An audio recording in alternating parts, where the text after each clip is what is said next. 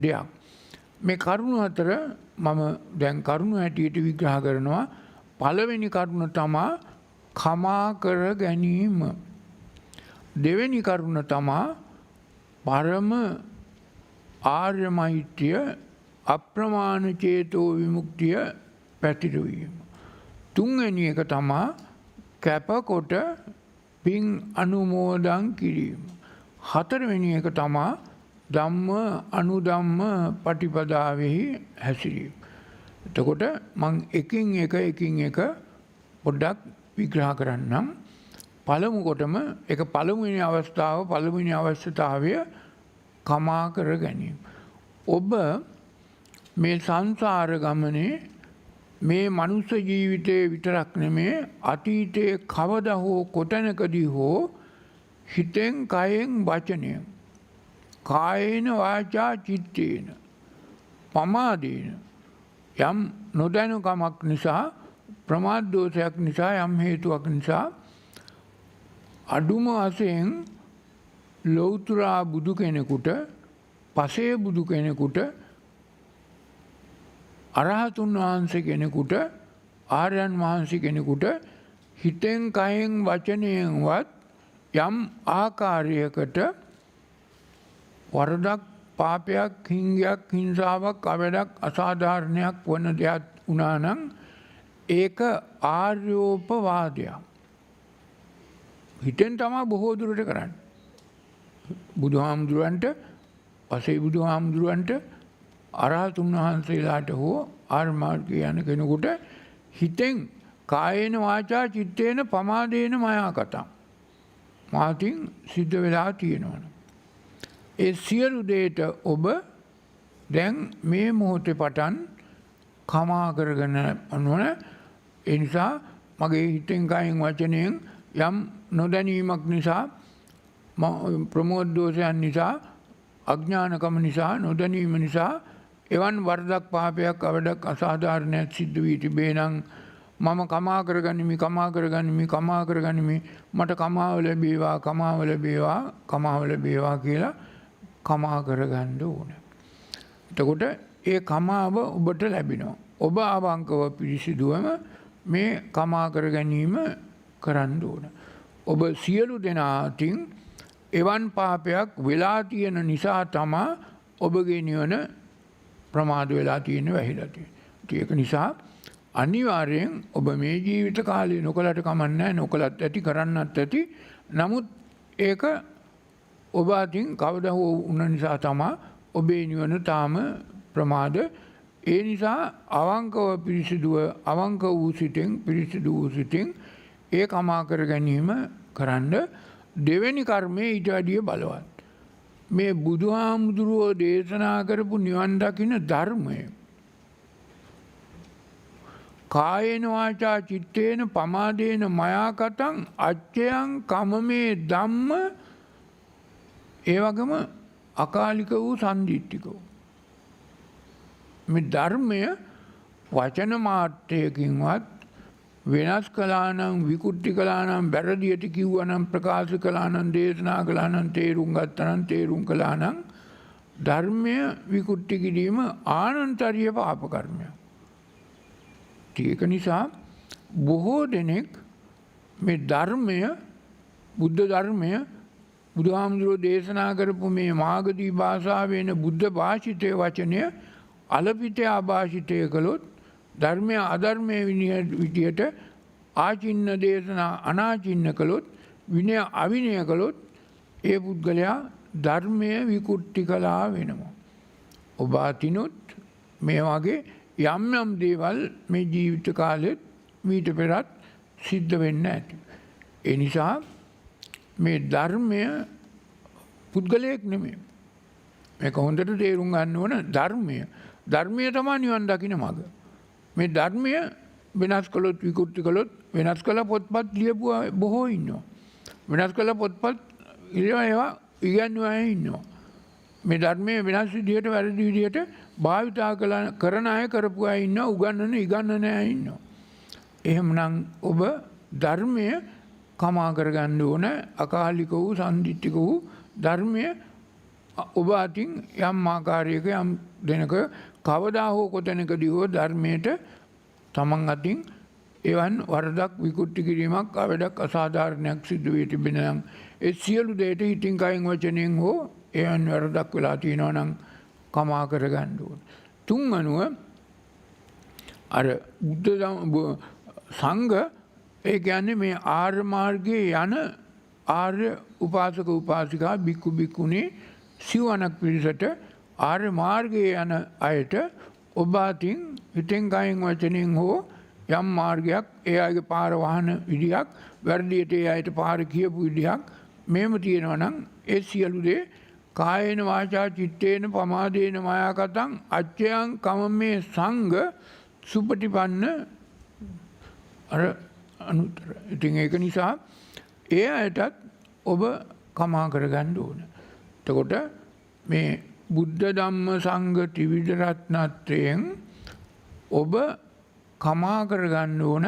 ඔබ අතින් මේ සංසාර ගමනේ කවදා කොතැනකදී හෝ මොනෑම් ආකාරයකින් හෝ ඔබ අතින් වරදක් පාපයක් අවඩක් අසාධාරණයක් වෙලා තියෙනවා නම් ඒ කමා කරගෙන ඊට පස්සේ ඔබ අධිෂ්ඨානයක් ඇති කරගන්න ඕන මින් මතුවට අනාගතයට වර්තමාන මොහොතේ මේවන් වරදක් මාතින් සිදු නොවන බවට වග බලා ගන්නවා සපත කරගන්න. එතකොට අතීත සියලු කර්ම වලින් මිදී නිදහස් වෙන්නත් ඕන. ඒ ණය ඒ වගේම අලුතෙන් ණය වෙන වැඩ නොකරන බවට හිතේ අධිෂ්ඨානයක් ප්‍රාතිමොක්ඛ සංවරය ඇති කරගන්න අධිෂ්ඨාන කරගන්න ඕන.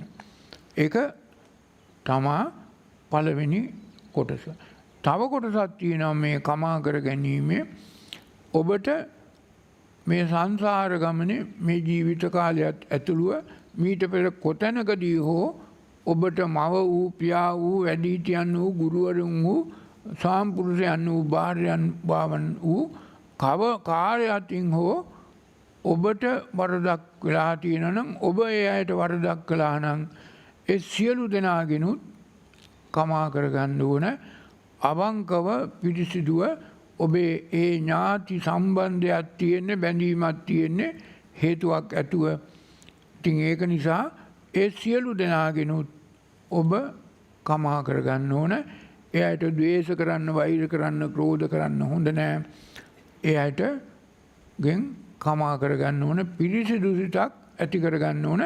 එතකොට මේ කමා කර ගැනීම අර බුද්ධ ධම්ම සංඝ ත්‍රිවිධ රත්නත් ඒක බොහොම බලවත්. ඒ වගේම අනිකුත් වැඩිහිටියන්ගෙන් ගුරුවරුන්ගෙන් මව් දෙමව්පියන්ගෙන් සීයලා ආච්චිලා සහෝදර සහෝදරයෝ තමන්ගේ හිතවතුන් මිත්‍රයන් යාළුවන් තව නොඑක් අයගෙන් වෙන්න පුළුවන්. ඒ අයගෙත් හිතට ඉදවන විදිහේ වැඩක් එහෙම නැත්නම් විහෙසා අවිජ්ජා ව්‍යාපාද විහිංසා මේ තුනෙන්ම මිදී නිදහස් වෙන විදිහට ඔබ කමා කරගන්න ඕන. එහෙම කමා කරගත්තාම ඔබ ණයෙන් මිදී නිදහස් වෙනවා. අලුතෙන් ණය නොවන බවටත් එවන් වැඩ නොකරන බවටත් හිතේ අධිෂ්ඨානයක් ඇති කරගන්න ඕන. ඒක පළවෙනි කාරණය. දෙවෙනි කාරණය පරම මෛත්‍රිය ආර්ය මෛත්‍රිය අප්‍රමාණ චේතෝ විමුක්තියක් හැටියට සමමෙත පැතිරවීම. දැන් අද වන විට බුද්ධ ආගමේ දහම් පාසල් වල හැමතැනම උගන්වනවා මම නිදුක් වෙම්මා නිරෝගී වෙම්මා සුවපත් වෙම්මා මාමෙන්ම මගේ මිතුරෝද මාමෙන්ම මගේ සතුරෝද මෙහෙම වචන ටිකක්. මේවා මේ බුද්ධ දේශනාවට ගැලපෙන ආර්ය මෛත්‍රියක් අප්‍රමාණ චේතෝ විමුක්තියක් සමමෙත නැහැ. ඒක විසම මෙතක් තියෙන. මාගේ මිතුරෝ සතුරෝ කියලා බෙදුව ගමන්ම එතන තියෙනවා විසම මෙතක්. මා මෙන්ම කියපු හැටි ඒක තියෙනවා විසම මෙතක්. ඉතින් ඒක නිසා ආර්ය මෛත්‍රිය පරම මෛත්‍රිය පතුරවන හැටි බුද්ධ දේශනාවේ තියෙනවා. මමද සියලු ලෝක සියලු සත්වයෝ සෝතාපන්න ඵලයෙන් නිදුක් වෙත්වා මමද සියලු ලෝක සියලු සත්වයෝ සකදාගාමී ඵලයෙන් දුකින් මිදෙත්වා මමද සියලු ලෝක සියලු සත්වයෝ අනාගාමී ඵලයෙන් සුවපත් වෙත්වා මමද සියලු ලෝක සියලු සත්වයෝ අරහත් ඵලයෙන් සසර දුකින් මිදී නිදහස් වෙත්වා නිවන් සුවෙන් සුවපත් වෙත්වා කියන එක කවුරුවත් පුද්ගලයෙක්ව ඉලක්ක කරගෙන නැහැ. හැබැයි තමන්ගේ සිත ඊටාම මෙත්තා සහගත සිතක් ඇති වෙනවා. එතෙන්දී විශේෂයක් නැහැ, වෙනසක් නැහැ. අර මගේ මිතුරෝ සතුරෝ මගේ ගමේ අය පිට ගමේ එහෙම කතාවක් නැහැ. ඒක නිසා එතෙන්දී සමමෙත මේ සමමෙත පතුරවනකොට සෝතාපන්න ඵලයෙන් නිදුක් වෙත්වා, සකදාගාමි ඵලයෙන් නිරෝගී වෙත්වා, අනාගාමි ඵලයෙන් සුවපත් වෙත්වා, අරහත් ඵලයෙන් දුකින් මිදෙත්වා, නිවන් සුවයෙන් සුවපත් වෙත්වා. මමද සියලු ලෝක සියලු සත්වෝ කාටවත් වෙනසක් අඩුවක් විරුද්ධකාරයට තරහකාරයට විරුද්ධකාරයට මිතුරට කියලා විශේෂයක් නැහැ. සමමෙත පතුරලා පරම මෛත්‍රිය පතුරවිය යුතුයි. ඒ වගේම තම එකක් කරුණක් කියන්න ඕන. මේ මෛත්‍රී පතුරවනවා කියන එක දැන් පුරුදු වෙලා තියෙන්නේ, පුරුදු කරලා තියෙන්නේ. උදේට විනාඩි 5ක් 6ක් 10ක් මෛත්‍රී භාවනාවක් කරන්න. ඒක වරදක් නෑ. ඒකේ වරදක් වෙන්නේ නෑ. ඒක හොඳයි. නමුත් ඒක ප්‍රමාණවත් වෙන්නේ නෑ.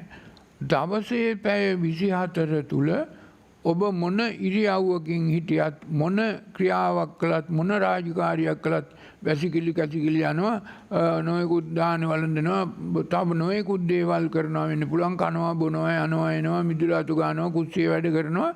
මේ ඕනම වෙලාවක ඔබේ හිතට ද්වේෂයක්, බයිරයක්, ක්‍රෝධයක්, ඊර්ෂ්‍යාවක්, පටිඝයක් එවන් සිතුවිල්ලක් හිතට ආවනම් ඒ වැරදි සිතුවිල්ල, ඒ ද්වේෂී සිතුවිල්ල, ඒ පාපී සිතුවිල්ල, අකුසල් සිතුවිල්ල වහාම ඉවත් කළා ඒ පුද්ගලයාට තැනට අවස්ථාවට ධර්මතාවයට මෙත්තානුස්සතිය පතුරවලා පරම මෛත්‍රිය පතුරවන්න ඔබ ඉගෙන ගත යුතුයි. එතකොට අපි හිතමු උදේ විනාඩි 10ක් මෛත්‍රිය පතුරවලා ඊට පස්සේ උදේ 10 වෙනකොට ඔබට තරහ ගියොත්, තරහවොත්, එකට එක කළොත්, රැව්වොත්, එරෙව්වොත්, ගෙරෙව්වොත්, මේ වැරදි වැඩක් කළොත්, වස්කවි කිව්වොත්, මෙනවා හෝ කළොත් ඔබේ හිතේ ද්වේෂයක්, වෛරයක්, ක්‍රෝධයක්, ඊර්ෂ්‍යාවක් මතුවෙනවා. ඔබේ හිත කිලුට වෙනවා. ඔබට නිවන් මඟ ඇහෙන්නේ නැහැ. ඔබ ණය වෙනවා. එතකොට ඔබ මේ ද්වේෂයෙන්, වෛරයෙන්, ක්‍රෝධයෙන් කටයුතු කරන හැම මොහොතකම ණය ගන්න දෙනුවකට පැටලෙනවා. කර්මයක් උරුම වෙනවා. පාපයක්, අකුසලයක් උරුම වෙනවා. ණය ගන්න වෙනවා. දැන් අර ශේරි වාණිජ්‍ය වෙලෙන්ද කල්පනා කරන්න, කල්ප කාලයකට පෙර අර රත්තරන් තලිය Tamanට නොලැබුණා. දැන් ඕක ශේරි වාණිජ්‍ය ජාතකයේ කවුරුත් ඉස්කෝල වලත් අහලා තියෙනවා. ඉස්සර කල්ප කාලාන්තරයකට පෙර බුදුවරු 7-8 නමකට පෙර, ඊටත් බුද්ධ කල්ප 10කට විතර පෙර මේ ශේරි වාණිජ්‍ය කියලා වෙලෙන්දෙක් හිටියා. බෝසත් වෙලෙන්දෙකුත් හිටියා. මේ වෙලෙන්දෝ දෙන්නම බඩු අරගෙන යනවා වෙළඳාම් කරන්න. ගඟකින් ඒකට වෙලා යන්න ඕන ඒ ගමට. යනකොට පරණ වලව්වක රත්තරන් පාත්‍රයක් දැන් දැලි ගැවිලා, මේක රත්තරන් කියලා හොයන්නවත් බෑ. ඔක්කොම දැලි ගැවිලා කුණු ගැවිලා තියෙන පාත්‍රයක් තිබුණා. මේ වළඳක් තිබුණා රත්තරන්. මේ වළඳ විතරයි ඒගොල්ලන්ට ඉතුරු වෙලා තිබුණේ. මේ අර ශේරි වාණිජ්‍ය වෙලෙන්දාම කිව්වා අපිට තියෙන එකම වත්කමකට මේ වළඳ විතරයි, මේක අරගෙන කීයක් හරි දෙන්න කියලා. වෙලෙන්ද ඉරක් ඇඳලා බැලුවා. වළඳ රත්තරන් කූඩ සිතක් ආවා, කපටි සිතක් ආවා. මේක කීයක් හරි දීලා ගන්න ඕන. බඩු ටික ඉස්සෙලා ඉතුරු ටික විකුණගෙන ඇහිලා එනකොට බඩු මොන හරි දීලා ගන්නවා කියලා. ඒ වෙලෙන්ද කියා. ඊට පස්සේ බෝසත් වෙලෙන්ද ආවා. බෝසත් වෙලෙන්දටත් මේ කතාවම කිව්වා අපේ තියෙන මේ පාත්‍රය විතරයි. බෝසත් වෙලෙන්ද ඉර ඇඳලා බැලුවා. මේ පාත්‍රයේ බොහොම වටිනවා. තමන් ගාව තියෙන සියලු බඩු වික්කත් බඩු දුන්නත් මේක වටින්නේ ඊතර ඊට වැඩිය වටිනවා. ඒ අනුව සියලු බඩු ටික දීලා පාත්‍රය අරන් ගියා. අර වෙලෙන්දා දැන් ආවා තමන්ට ගන්න තිබුණු පාත්‍රයේ, තමන් මුලින්ම තමන්ට හම්බුණ පාත්‍රයේ නැති වුණාට ද්වේෂයක්, වෛර සිතක්, ක්‍රෝධ සිතක් ඇති කරගත්තා. ඒ අනුව එදා වෛරයක් බැඳුන හිතේ. ඒක තමයි මේ බුදු වෙන ආත්මේ දේවදත්ත හැටියටත් ආවේ. ඔය 550 ජාතකයේම තියෙන්නේ ඕ වගේ කතා. ඉතින් ඒක නිසා මේ වෛර ඔබේ හිතෙත් අතීතයේ කවදා හෝ වෛරය බැඳිලා තියෙනවා. ඉතින් ওই වෛරය බැඳුනහම ওই වෛරයෙන් උපදින මිනිහා තමන් ගාවමයි එන්නේ. එක්ක තමන්ගේ නෝන වෙලා මහත්තයා වෙලා එක්ක දරුවෙක් වෙලා එක්ක ඥාතියෙක් වෙලා දැන් දේවදත්ත ඉපදුනේ මස්සිනා වෙලා. සුප්‍රබුද්ධ ඉපදුනේ තමන්ගේ මාමන්ඩිය වෙලා. ඒ වගේ මේ වෛරක්කාරයෝ ළඟ එන්නේ. ඒ අය හොඳට කල්පනා කරන්න ඕනේ අපි ඒ අයටත් පරම මෛත්‍රිය පතුරවලා ඒ ණය ගනුදෙනුව ඒ සම්බන්ධයෙන් මෙතනින් කඩන්න ඕන. ඉවත් කරන්න. අවසන් කරන්න. අවසන් කළා නම් දේවදත්තට නිවන් දකින්න තිබුණා කියලා බුදුහාමුදුරුවෝ කිව්වා. නමුත් දේවදත්ත දැනගෙන හිටියේ නෑ අවසන් කරන්න කලේ නෑ. නමුත් ඔබ දැන් හොඳට දන්නවා ඔබේ තරහකාරයෝ වෛරකාරයෝ සියලු දෙනාට මේ පරම මෛත්‍රිය ආර්ය මෛත්‍රිය සම්මිත පතුරවලා ඔබේ හිතේ තියෙන මේ ද්වේෂය කපලා දේශක්ඛය කරන්න. ද්වේෂයෙන් සාමුලින් මිදලා මෛත්‍රී කරන්න. ඒ අයටත් ඔබේ සතුරන්ටත් මිතුරන්ට වාගේම පරම මෛත්‍රිය පතුරවන්න අප්‍රමාණ චේතෝ විමුක්තිය පතුරවන්න. ඒ අයටත් යහපතක් වේවා සිතක් වේවා ශාන්තියක් වේවා සුවපත් වේවා. ඒ අයත් නිරෝගී සුවයෙන් මඟපල් ලබන්නට මේ පින හේතු වාසනා වේවා කියලා යට. ඒක නිසා මේ පරම මෛත්‍රිය ඊටාම වැදගත්. ඒක කලේ නැත්නම් ඔබට ඉදිරියට ඉතුරු වෙනවා අර සේනි බාණිජ වෙලෙන්ද වගේ ණය ගෙවන්න ආයේ කවදා හරි මුණ ගැහෙනවා. ආයි කවදා හරි ওই ණය ගෙවන්න ওই ණය ගන්න දිනුවට ඔබ බැඳිනවා. ඒක නිසා මේක හොඳට තේරුම් ගන්න ඕන. ඔබ ඒ වගේ පුද්ගලයෙකුට කරපු දේවල්. ඊට වඩා තවත් මේකේ වෙනසක් තවත් එක කාරණයක් එතෙන්දි කියන්න ඕන. ඔබ මේ ආපෝ තේජෝ වායෝ පඨවි මහා භූත හතර තමා ඔබ පරිහරණය කරන්නේ පාවිච්චි කරන්නේ භාවිතා කරන්නේ කෑම බීම බිව්වත් හුස්ම ගත්තත් වතුර බිව්වත් ඇඳුම් ඇඳත් තව නොඑක් භාණ්ඩ හැටියට උපකරණ හැටියට ඔබ පාවිච්චි කළත් මේ ආපෝ තේජෝ වායෝ පඨවි චත්තාරෝ මහා භූතා තමා උපාදාය චතුර්ණංච උපාදාය රූපං හැටියට පා. ඔබ දැන් යම් ආකාරයකට මේ මහා භූත හතර ඔබ කිලුටු කරනවා. ඔබ ශාප කරනවා. බැස්සට අවුවට ඒ වගේම දෙස් දෙවල් තියෙනවා. තව නොයෙක් ඔය පොල් ගහලා පලි ගහලා වස් කවි කියලා මේ ආපෝ තේජෝ වායෝ පඨවි මහා භූත හතර ඔබ කිලුටු කරනවා. මේ කිලුටු කරොත් ඔබ ඒ කිලුටු කරා නම් ඔබ නම් ඒක නිර්මාණය ඔබට කවදා හෝ ඒ කිලුටු කර දේ ආපහු කර්මයක් හැටියට උරුම වෙනවා. මේ මහා භූත හතර. ඔබට දුක කියන්නේ ඒකයි. ඉතින් ඒක නිසා මේ මහා භූත හතර ඔබ පිරිසිදු කරන්න ඕන. ඔබ මෙතෙක් කල නොදන්නා නිසා අඥානකම නිසා ඒක ඔබට අර භූමියරංගයක් වගේ ආපහු එන බව ඔබ නොදැන ඔබ ඔය මහා භූත හතරට ඔය ශාප කළා වෛර කළා ක්‍රෝධ කළා ඉතින් කයෙන් ඕකට ණය ගන්න ඕන හෙන ගහන්න ඕන වාජනේ හැදින්න ඕන හොඳක් නම් වෙන්න එපා. ඔයගේ මේ වගේ නොයෙකුත් සිටිවිලි වලින් ඔබ කිලුටු කරනවා අර මහා භූත හතර. ඔය මහා භූත හතර කිලුටු කළාම ඔබට පාවිච්චි කරන්න පරිහරණය කරන්න තියෙන මහා භූත හතරයි ඔය පාවිච්චි කළේ කිලුටු කළේ. ඒ නිසා ඔබ දැන් ඒක ඒ පැත්ත අත්තර දාලා පරම මෛත්‍රියෙන් අප්‍රමාණ චේතෝ විමුක්තියෙන් සුදු කිරණ ශක්තියක් විශ්වයට පත්‍රනකොට සත්‍ය ක්‍රියාබලයක් ඇටියට අර මෙතෙක් කල කරපු කිලුටු වීම නවත්තලා ඔබ සුදු කිරණ ශක්තියකින් යහපතක් වෙනවා. ඒ අනුව ඔබ අර සතර මහා භූත පිරිසිදු කරනකොට ඔබගේ නිවනට උපකාර වෙනවා. ඔබ ණයෙන් මිදී නිදහස් වෙනවා. ඉතින් මේ ණයෙන් මිදී නිදහස් වෙන එක ඔය පරම මෛත්‍රිය අප්‍රමාණ චේතෝ විමුක්තිය ඊටාම අවශ්‍යයි. ඊටාම අත්‍යවශ්‍ය කාරණයක්. මේක දෙවෙනි කාරණය. තුන්වෙනි කාරණය ඊටත් වඩා ටිකක් ගැඹුරුයි. මේක හරියටම දැනගෙන කළ යුතු දෙයක්. පින් අනුමෝදන් කිරීම. දැන් මේ පින් දෙනවා පින් පවරනවා පින් අනුමෝදන් කරනවා පින් පිහිටවා පතුරවනවා කියන එක හොඳට තේරුම් ගන්න ඕන. දැන් ඔබ මේ කාටද පින් දිය යුත්තේ මොකද පින් දිය යුත්තේ කොහොමද පින් දිය යුත්තේ? ඔබට මේ ජීවිත කාලේ ඔබට උදව් කළ උපකාර කළ ඔබේ සීයලා ආච්චිලා අම්මලා තාත්තලා සාම්පුරුෂයෝ භාර්යාවෝ දරුවෝ මුණුබුරෝ හෝ වෙන කවුරු හෝ ඥාති කෙනෙක්. ඒ වගේම ඔබේ ගෙදර ඔබට කිරි දුන්න හරකා ආරක්ෂාව දුන්න බලලා පූසා මේ වගේ සත්තු.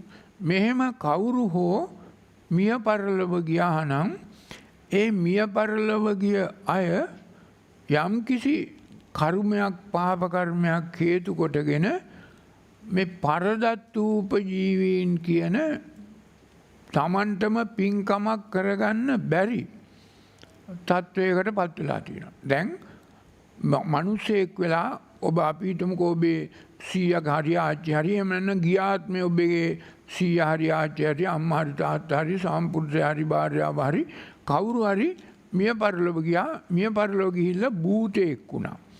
පේතයෙක් වුණා. මිත්‍යා දෘෂ්ටික දෙවි කෙනෙක් වුණා. අරූපී රූපී බ්‍රහ්ම කෙනෙක් වුණා. ඒ අයට පින්කම් කරන්න බෑ දැන්.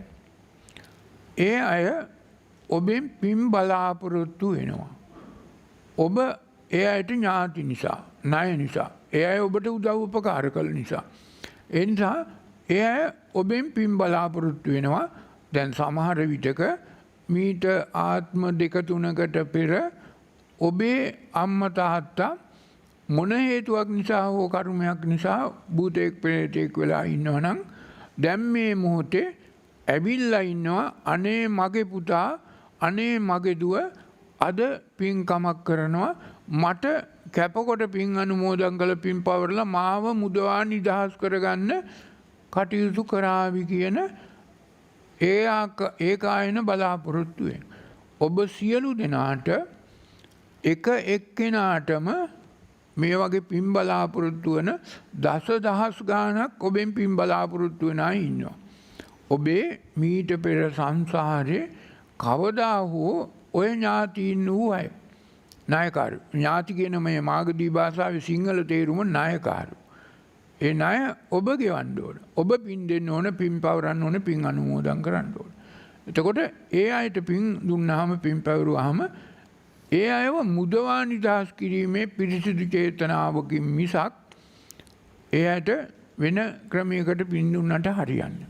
දැන් අද වෙනකොට දැන් වගේ දේවල් කරන්නේ අර භූතයෝ පෙරේතයෝ අපේ ගෙදෙට්ට කරදර කරනවා අපිට නොයෙකුත් ආකාරයට හොල්මන් කරනවා කරදර කරනවා බය කරනවා මේ වගේ ඒවැම් බේරෙන්න අපි පින්කමක් කළ පින් දෙනවා ඒක වැරදි. ඒක ද්වේෂයෙන් කරන පින්කම. ඒ වගේම තව පින්කමක් කරනවා අනේ අපේ අම්මා මැරුණා අපේ අම්මා මගේ අම්මම වෙලා ආයිත් ඉපදින්න ඕන. මගේ තාත්තම වෙලා ආයිත් ඉපදින ඒක රාගයෙන් කරන පින්කම. එතකොට ඒ අන්තවාදී පින්කම් බලාපොරොත්තුවක් ඇතුව කරන්න එපා. ඒ දෙකෙන්ම ඔබට යහපතක් වෙන්නේ නැහැ. ඒ අයට යහපතක් වෙන්නේ නැහැ. එයාට පින් දෙන්න බෑ ලැබෙන්නේ.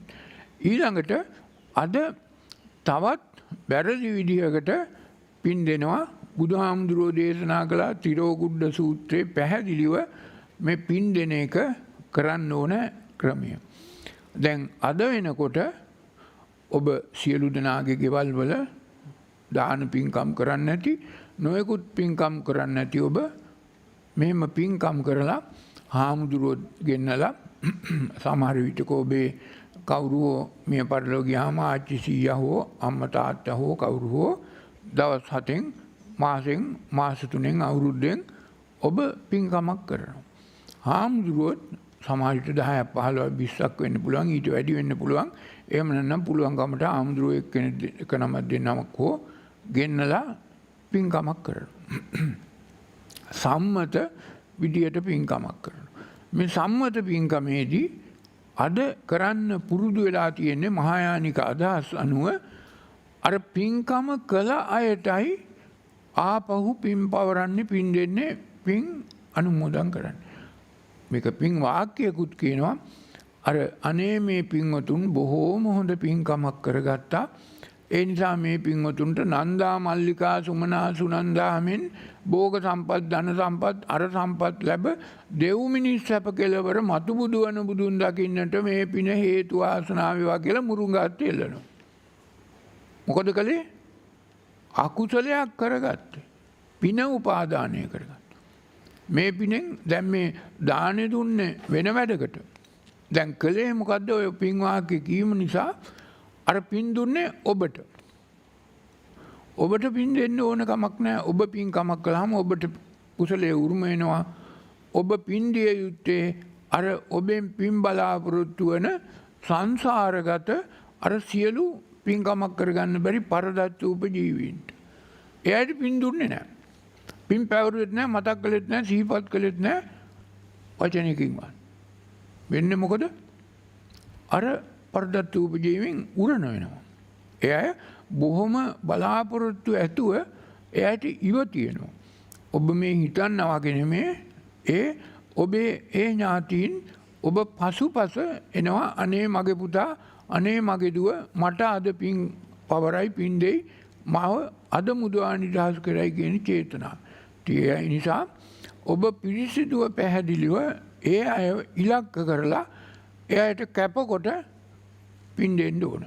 ඒකයි අර උන්න මේ උදකං වට්ටං ඒව මේව ඉතෝදින්නම් පේතානං උපකප්පති වතාවාරී වහා පූරා පරිපුන්සාගරං මේ ගාථාව තියෙන තිරෝකුඩ සූත්‍රයේ මේකයි. නමුත් ඒකට අද කරන්නේ වතුර ජෝගුවක් අරගෙන වක් කරනවා උපමාව. නමුත් උපමේය මේකේ පරමාර්ථ ධර්මය තේරුම් කරන්නෙත් නැහැ, තේරුම් ගත්තෙත් නැහැ. ඒ අනුව පින් දෙන්නෙත් නැහැ, පින් පවරන්නෙත් නැහැ, පින් අනුමෝදන් කරන්නෙත් නැහැ. වතුර කෝපයක් කළා ගාථාව කියලා අමාර කරනවා. නමුත් අර පින් ගන්න එන්න අයට, පින් බලාපොරොත්තුව ඉන්න අයට පින් ලැබුණෙත් නැහැ, දුන්නෙත් නැහැ, කැපකොට පින් අනුමෝදන් කරෙත් නැහැ. ඒ අය එදා ඉඳන් උරණ වෙන බව තිරෝකුඩ සූත්‍රයේ පැහැදිලිව තියෙනවා. ඉතින් ඒක නිසා අද තියෙන්නේ අර දානේ දුන්න අයව සනසන්න, හිත සතුටු කරන්න පින් වාක්‍යයක් කියනවා. දෙව් මිනිස් සැප කෙලවර මතු බුදු වන බුදුන් දකින්නට මේ පින හේතු වෙන වාසනාව වේවා කියලා ප්‍රාර්ථනා. ඔබට කලේ හානියක්ද, විනාශයක්ද, වැරදියක්ද? වැරදියක්. ඔබට කුසලයක් කරගන්න තිබුණු අවස්ථාව, පින් දීලා ණයෙන් මිදී නිදහස් වෙන්න තිබුණු අවස්ථාව වෙනුවට ඔබ තව ණයකාරයෙක් කළා. මේවා මේ ඔය මහායාන බුද්ධ ආගමෙන් ආපු සද්ධර්ම පුණ්ඩරික සූත්‍රයෙන් කියා දීපු වැරදි දේවල් මිසක් බුද්ධ දේශනාවට ගැලපෙන දේවල් නෙමේ.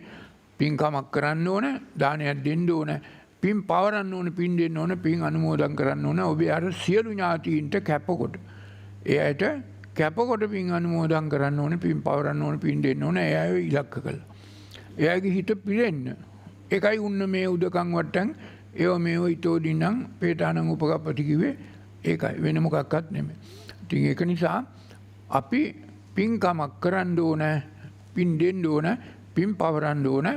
ඔබගෙන් පින් බලාපොරොත්තු වන බොහෝ ඥාතීන් ඔබ එක එක්කෙනාට දහසක් දෙදහසකටත් වැඩිය ඉන්නවා.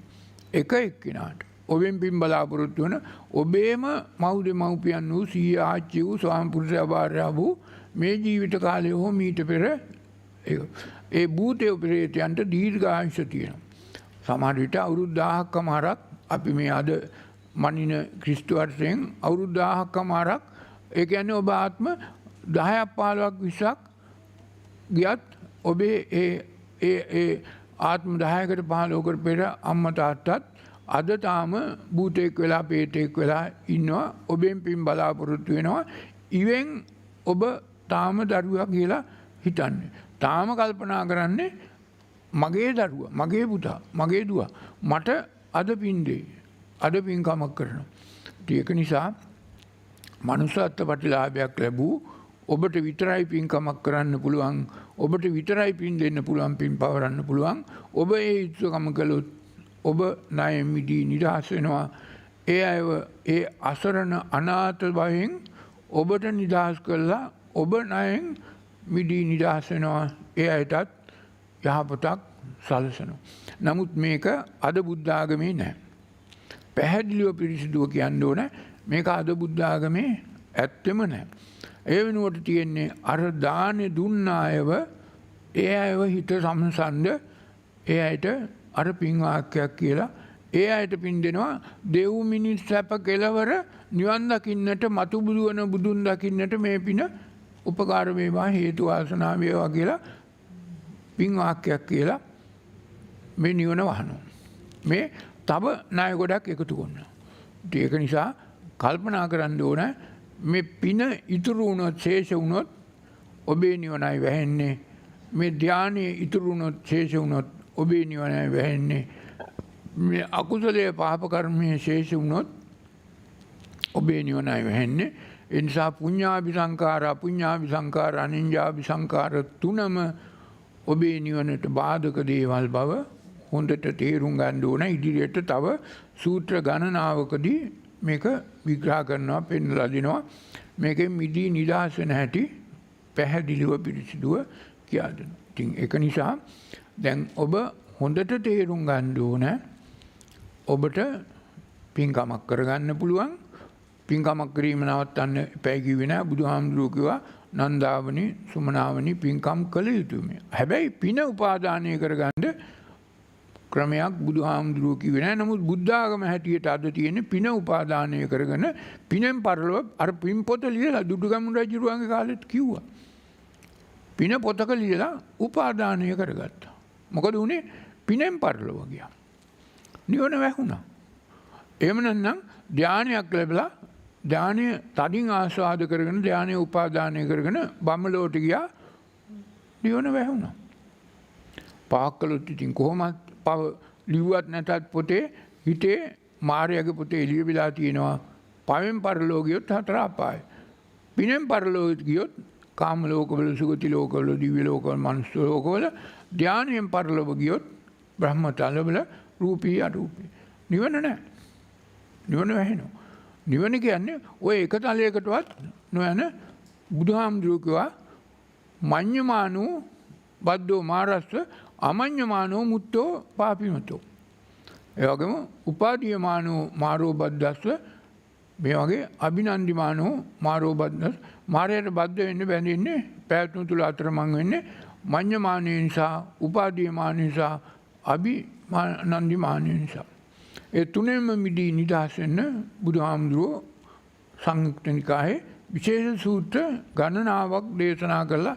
මේකෙන් මිදී නිදහස් වෙන හැටි, උපාදානයෙන් මිදී නිදහස් හැටි, මඤ්ඤතාවෙන් මිදී නිදහස් හැටි, අභිනන්දනයෙන් මිදී නිදහස් වෙන හැටි, පිනෙන් නිදහස් වෙන හැටි, ධානයෙන් මිදී නිදහස් වෙන හැටි බුදුහාමුදුරුවෝ නොඑක් තැන්වල නොඑක් ආකාරයට නොඑක් සූත්‍ර ධර්මයන් හැටියට දේශනා කරලා තියෙනවා. මම මේ ධර්මාසනයේ ඉඳලා මේ පසුගිය කාලය තුල මේ කොරෝනා වෛරස් කාලේ හැම සෙනසුරාදා ඉරිදා දවසකම සූත්‍ර ධර්මයක් ත්‍රිපිටකයෙන් තෝරාගෙන දේශනා කළා. මේ සූත්‍ර සියලුම දේවල් වල මේ පිනෙන් මේ ණය ගන්න දුන්නේ මිදී නිදහස් වෙන හැටි, මේ පුණ්‍ය පිනෙන් නිදහස් වෙන හැටි, මේ ධානයෙන් නිදහස් වෙන හැටි සූත්‍ර ධර්මාශ්‍රයෙන් බුද්ධ දේශනා වාසයෙන් විග්‍රහ කරලා තියෙනවා. ඒවා ඉන්ටර්නෙට් එකේ තියෙනවා. ඕන කෙනෙකුට ඒවා අරගෙන අහගන්න පුළුවන්කම තියෙනවා. ඒවා බලා ගන්න පුළුවන්.